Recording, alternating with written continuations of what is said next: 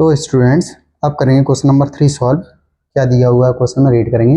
On comparing the ratios a1/a2 b1/b2 and c1/c2 find out whether the following pair of linear equation are consistent और inconsistent. देखो दिया हुआ है जो a1 और a2 और b1/b2 और c1/c2 इनके रेशियोज को कंपेयर करके हमें बताना है जो पेयर ऑफ लीनियर इक्वेशन है वो कंसिस्टेंट है या फिर इनकंसिस्टेंट है। तो देखो इसको करने से पहले आप थोड़ा कॉन्सेप्ट पे ध्यान दो। जैसे a1/a2 equal not equal to b1/b2, अगर ये ऐसे फॉर्म आया, ठीक है, कंपेयर करने के बाद, तो पेयर ऑफ लीनियर इक्वेशन कैसा रहेगा? कंसिस्टेंट रहेगा, ठीक। और इस वाले केस में a1/a2 equal to b1/b2 equal to c1/c2 अगर ये फॉर्म बनी तो इसमें भी पेयर ऑफ लीनियर इक्वेशन कैसा रहेगा? कंसिस्टेंट। सिर्फ एक ही फॉर्म ऐसी है, ये वाली a1/a2 equal to b1/b2 not equal to c1/c2। जब ऐसी कंडीशन बने, ऐसी फॉर्म बने, तो समझ लेना पेयर ऑफ लीनियर इक्वेशन कैसा रहेगा? इनकंसिस्टेंट।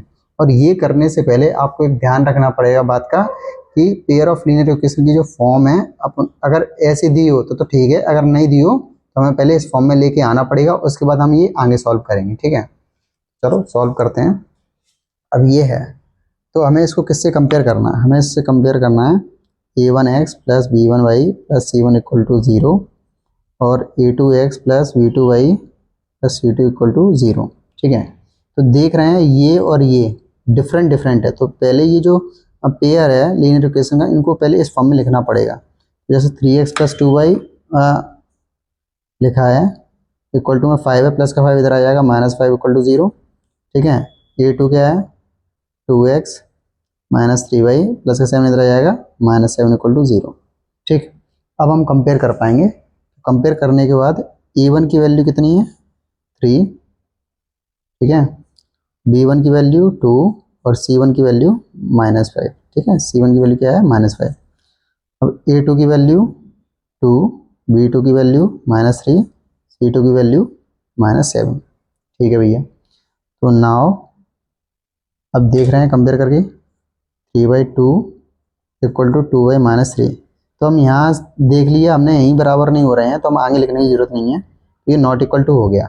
अगर ये नॉट इक्वल टू हो गया तो मतलब यूनिक सॉल्यूशन हो गया। तो hence pair of linear equation is consistent, ठीक है। या फिर आप ये समझ लो, आप आगे चाहो तो एक लाइन और ऐड कर सकते हो, that is a1/a2 not equal to b1/b2। और जब ऐसी कंडीशन होगी तो पेयर ऑफ लीनियर इक्वेशन कैसे रहेंगे? कंसिस्टेंट रहेंगे, ठीक है। आई होप आपको ये फर्स्ट वाला पार्ट समझ में आ गया हो। तो करेंगे सेकंड वाले पार्ट को। तो सबसे पहले ये जो दिया है पेयर, इसको पहले ओरिजिनल फॉर्म में लेके आएंगे, प्योर फॉर्म में। कैसे लेके आएंगे? 2x माइनस 3y प्लस का 8 इधर आ जाएगा, -8 इक्वल टू 0, और ये 4x माइनस 6y प्लस का 9 इधर आएगा, -9 इक्वल टू 0। अब इसको किससे कंपेयर करना है? हमें इसको ये इसी वाली पेयर से कंपेयर करना है। इसको क्या हमें दोबारा नहीं लिख रहा है यार, आप समझ जाया करो, है ना। तो a1 की वैल्यू क्या हो जाएगी? 2, b1 की वैल्यू -3, c1 की वैल्यू -8, ठीक है। और a2 की वैल्यू क्या हो जाएगी? 4, b2 की वैल्यू क्या हो जाएगी? -6, c2 की वैल्यू क्या हो जाएगी? -9, ठीक है। तो चलो अब इसको लिखते हैं, 2/4 -3y -6 -8y -9। तो देखो यार ये तो बराबर लग रहा है, ये बराबर नहीं लग रहा। कैसे? इससे ये कट जाएगा, 2 1 2, 2 2 4, 3 1 3, 3 2 6, और ये तो सॉल्व हो ही नहीं पाएगा। तो क्या आया? 1/2 equal to 1/2 not equal to minus को माइनस से तो माइनस काट ही देते हैं, तो 8/9 हो जाएगा, ठीक है। तो ये हमें किसकी याद दिला रहा है? किस फॉर्म की? a1/a2 equal to b1/b2 not equal to c1/c2। तो hence pair of linear equation is inconsistent, ठीक है। ये सेकंड वाला पार्ट भी कंप्लीट हो गया है। वीडियो पॉज करके आप इसको नोट कर लो, है ना। तो आप करेंगे थर्ड वाले पार्ट को। अब थर्ड वाले पार्ट में ये पहले इसको प्योर फॉर्म में लेके आना पड़ेगा। जैसे ये दिया हुआ है, अब इस वाली इक्वेशन को सॉल्व कैसे करेंगे? 3/2x plus 5/3y equal to 7। तो कैसे करेंगे? 2 और 3 का एलसीएम लेंगे, 6 आएगा। 2 का 6 में डिवाइड देंगे 3, 3 का 3 में मल्टीप्लाई, तो 9x प्लस 3 का 6 में डिवाइड 2, 2 5 जा 10 by equal to 7, 9x plus 10 by ये मल्टीप्लाई हो जाएगा 7 6 42। ठीक है, तो अभी इसको और कर लेते हैं। 9x प्लस 10 प्लस का 42 इधर आ जाएगा तो -42। ये अपना नंबर 1 इक्वेशन हो गई। ठीक है, अब दूसरी इक्वेशन तो इससे बनेगी, कैसे बनेगी? 9x माइनस 10y प्लस का 14 इधर आ जाएगा तो -14 इक्वल टू 0, है ना, इक्वल टू 0 लगा लेना। जल्दबाजी के चक्कर में इतनी गलतियाँ तो होती हैं यार। ठीक है, अब ये दो इक्वेशन है, इसको किससे कंपेयर करना है अपने को? इसको कंपेयर करना है अपन को a1x plus b1y plus c1 equal to 0। ठीक है, और a2x plus b2y plus c2 equal to 0। ठीक है, तो अब जैसे ये वाली इक्वेशन फर्स्ट इक्वेशन है, ठीक है, तो a1 की वैल्यू जैसे a1x plus b1y plus c1 equal to 0। अब इसके नीचे अगर मैं फर्स्ट इक्वेशन लिखूँ 9x plus 10y minus 42 equal to 0, तो यार जाहिर सी बात है a1 की वैल्यू 9, b1 की वैल्यू 10 और c1 की वैल्यू -42 है ना। तो a1 equal to 9, b1 equal to 10, c1 equal to -42 है ना, समझ में आ गया हुआ। तो इसी प्रकार a2 इक्वल टू क्या हो जाएगा 9, b2 इक्वल टू -10 और c2 इक्वल टू -40।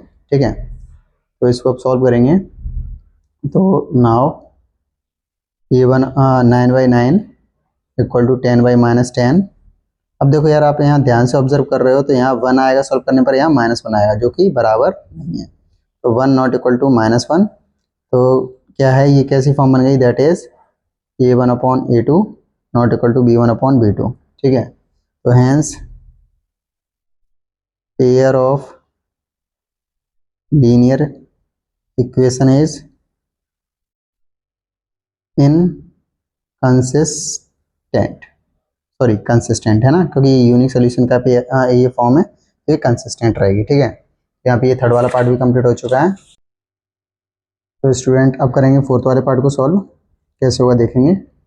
जैसे 5x माइनस 3y, ये प्लस का 11 है, यहाँ आ जाएगा -11 इक्वल टू 0। ये नंबर 1 इक्वेशन हो गई।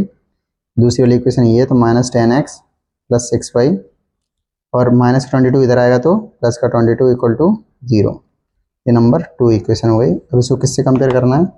इसको कंपेयर करना है अपने को a1x plus b1y plus c1 equal to 0 और a2x plus b2y plus c2 equal to 0। ठीक है, तो अब फर्स्ट वाली इक्वेशन को फर्स्ट वाले इक्वेशन से कंपेयर करेंगे तो a1 equal to 5, b1 equal to -3 और c1 इक्वल टू क्या आ जाएगा -11।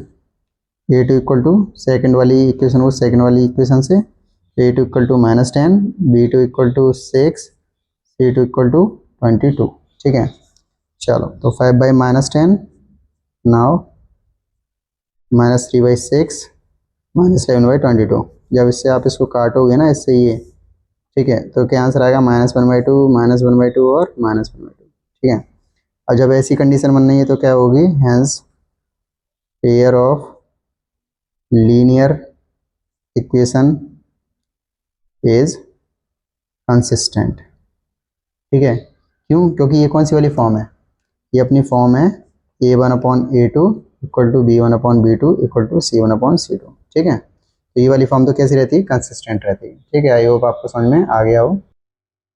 तो फिफ्थ वाले पार्ट को और सॉल्व करना है, इसके बाद अपना क्वेश्चन नंबर 3 कंप्लीट हो जाएगा। तो उसके नीचे 1 मान लो, 3 और 1 का एलसीएम लेंगे तो 3 का 3 में डिवाइड देंगे 1 का 4 मल्टीप्लाई 4x प्लस 1 का 3 में डिवाइड देंगे 3 का 2 में 6y equal to 8। 4x plus 6y, 3 का 8 में करेंगे तो 24। इसको और कैसे लिख देंगे? 4x प्लस 6y प्लस का 24 इधर आएगा -24 equal to 0 and 2x plus 3y plus का 12 इधर आएगा तो -12 इक्वल टू 0। तो नंबर 1 इक्वेशन है ये, अपने नंबर 2 इक्वेशन है। ठीक है, तो अब इसको किससे कंपेयर करना है? a1x plus b1y plus c1 equal to 0 और a2x plus b2y plus c2 equal to 0। ठीक है, तो a1 की वैल्यू क्या हो जाएगी इस वाली इक्वेशन के हिसाब से?